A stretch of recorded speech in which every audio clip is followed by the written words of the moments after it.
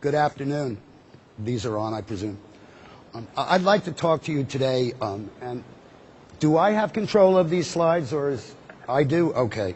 Let's get through these really quick, because this is just because you have to get CMEs, and I have to tell you that I am on the Speakers Bureau for GSK, GlaxoSmithKline, and also a nutritional consultant for an HIV nutritional company named Biosource Therapeutics, which has nothing to do with what I'm talking about today.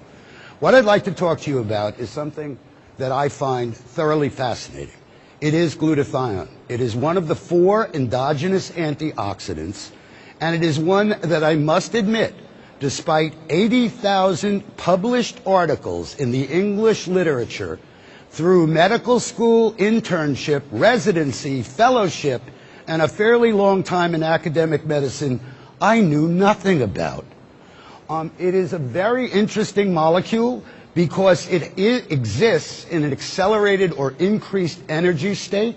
The energy state is, or increased energy state, is caused by the fact that it's got a free sulfhydryl group, and therefore can easily donate the hydrogen to a electron and therefore quench a free radical. Now, let me tell you, because I think it's important, and it is a little bit of a divergence, but I learned about glutathione because of something that you probably all have seen in your practice, and that is a low uric acid. Now, when I was in medical school and when I was a professor of oncology, the only thing I knew about uric acid is when you had a kid that you were going to treat for leukemia, you put him on allopurinol to keep the uric acid down.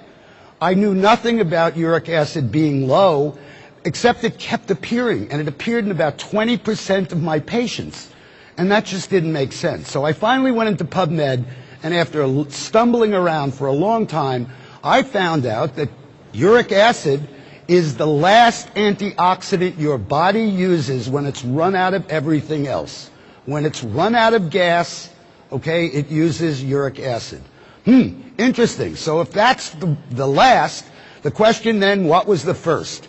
And that is where I got into glutathione. I've been coming to some of these meetings for a while, and glutathione is very important for a number of things, not all of which I'm going to go into today.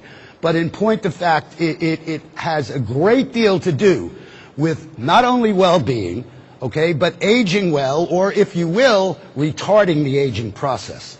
So I think it's very applicable. I'd like to, at the risk of repeating things that you already know, go over some of the things that glutathione is important about. Alone in the antioxidant world, okay, every other antioxidant, when it becomes oxidized, becomes itself a free radical. Glutathione doesn't.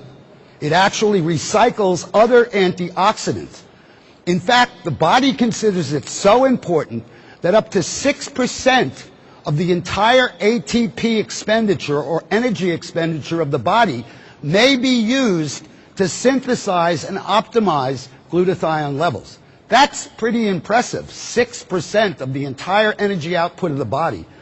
It is also the only non-enzyme antioxidant that doesn't become a free radical, and in fact has a very interesting corollary when it becomes oxidized, because what happens is it complexes to another spent glutathione molecule, and the compound then becomes GSSG, and GSSG has been shown in animal studies at least to promote and induce delta wave sleep.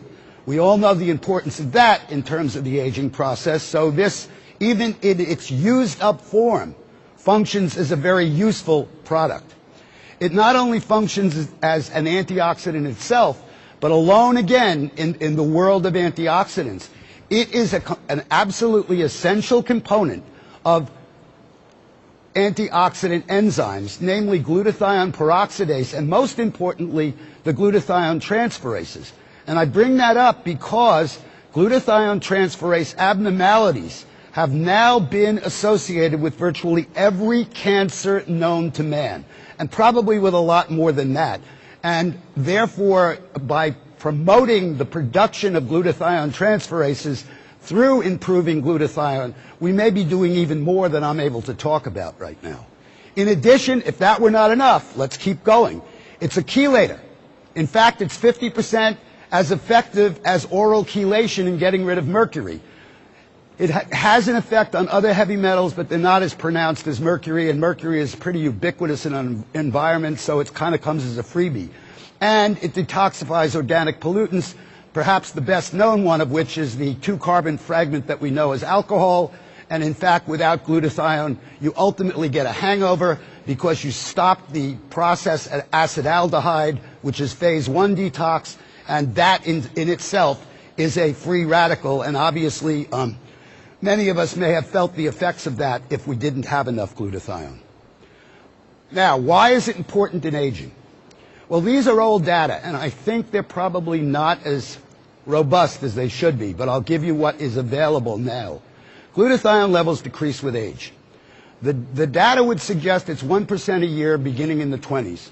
I think that's too little, too late, but that's only my opinion right now. I haven't proved it. There are some very interesting things, though. Age-matched normals, okay, reveal that anybody at, say, 45 who's had his first heart attack or has asthma or whatever other disease you want to use has a lower glutathione level than somebody of that age who's well. So disease causes decrease in glutathione and an accelerated decrease compared to normals. Glutathione happens to be, and this is perhaps the take-home message, it's the major protector of mitochondrial DNA. Mitochondrial DNA is that DNA within the cells that's responsible, if you will, for the electron transport chain that produces every bit of energy in your body.